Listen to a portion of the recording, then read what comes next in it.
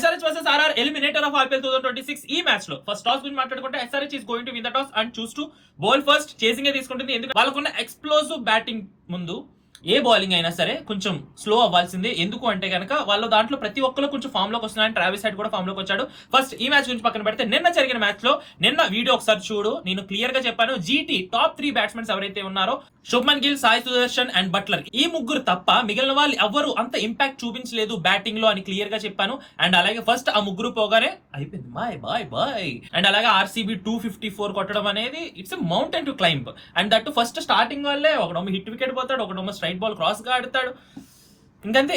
So నేను guess చేసినట్టే GT first top 3 batsmen పోతే కనుక ఆ బ్యాటింగ్ లైన్అప్ కి అంత ఇంపాక్ట్ లేదు అని అన్నాను. అలాగే బ్యాటింగ్ లైన్ పడిపోయారు. సో ఈ మ్యాచ్ గురించి మాట్లాడుకుంటే ఈ మ్యాచ్ లో ఫస్ట్ బ్యాటింగ్ లైన్అప్ గురించి మాట్లాడుకుంటే ఆర్ఆర్ది ఫస్ట్ సూర్యవంశీ బీభత్సంగా ఆడాడు అంటే కనుక ఫస్ట్ 2 మ్యాచెస్ లో SRH తో జరిగిన 2 మ్యాచెస్ లో ఫస్ట్ మ్యాచ్ లో సూర్యవంశీ అంతలా పెర్ఫామ్ చేయలేదు. సెకండ్ మ్యాచ్ లో మాత్రం సెంచరీ కొట్టాడు, అయినా కూడా SRH దాన్ని చేజ్ చేసేసింది.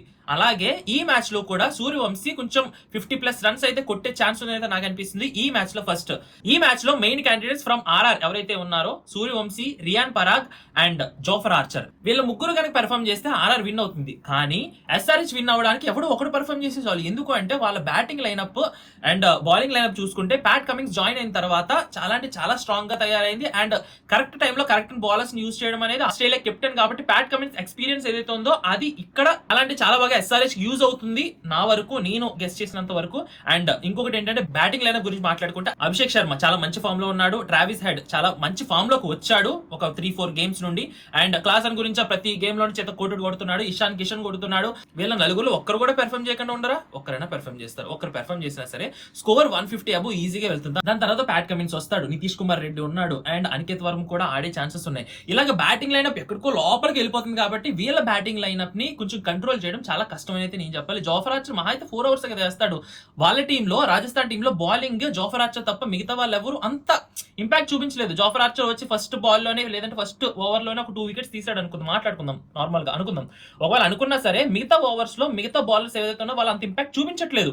సో ఈ మ్యాచ్ మాత్రం SRH కి ఫేవరెట్ గా మారుతుంది. కానీ వాళ్ళ ముగ్గురు ఎవరైతే ముందు చెప్పానో వాళ్ళ ముగ్గురు కనుక పెర్ఫామ్ చేస్తే ఆర్ఆర్ విన్ అయ్యే ఛాన్సెస్ ఉంది. కానీ ఈ మ్యాచ్ మాత్రం నా ప్రెడిక్షన్ ప్రకారం SRH is going to win this match అని అయితే నాకు అనిపిస్తుంది. అండ్ క్వాలిఫైర్ 2 కి వెళ్తుంది. జీటీ వర్సెస్ SRH క్వాలిఫైర్ 2 జరుగుతుందని అయితే నాకు అనిపిస్తుంది. నేను కూడా అలాగే చెప్పాను, డిఫెండింగ్ ఛాంపియన్ ఫస్ట్ ఫైనలిస్ట్ గా వెళ్ళి కూర్చుంటుందని చెప్పాను, అలాగే వెళ్ళి కూర్చున్నది. ఇప్పుడు కూడా SRH అండ్ జీటీ క్వాలిఫైర్ 2 పడే ఛాన్స్ ఉంది. క్వాలిఫైర్ 2 గురించి నెక్స్ట్ వీడియో మాట్లాడుకుందాం. క్వాలిఫైర్ 2 వీడియోలో ఈ మ్యాచ్ వరకు మాత్రం SRH is going to win this match అని అయితే నాకు అనిపిస్తుంది. ఒకవేళ సూర్యవంశీ కానీ 150+ కానీ లేదంటే 120+ కానీ స్కోర్ చేస్తే కనుక, అంటే ఒక పీక్ క్లైమ్ చేయడానికి పెడితే గనక, అంటే ఒక 250 స్కోర్ కానీ లేదంటే 260 స్కోర్ కానీ పెడితే గనక SRH కి ఫస్ట్ గట్టిగా పుష్ రాకుండా ఫస్ట్ వికెట్స్ పడిపోయి కొంచెం స్లో అయితే కనుక కొంచెం కష్టం అవ్వచ్చేమో. కానీ లేదు అంటే కనుక SRH is going to win this match అంతే. And thank you so much for watching this video. I'm not supporting any kind of betting. Please don't do betting based on my predictions. నా predictions only content purpose కోసం మాత్రమే. ఏ content చేద్దాం అని ఆలోచిస్తున్న టైంలో నాకున్న knowledge ప్రకారం నేను ఇలా ప్రెడిక్షన్స్ చేస్తే బాగుంటుంది అని చెప్పి అనిపించింది. సో అలాగే ప్రెడిక్షన్స్ చేస్తున్నాను. Final wait.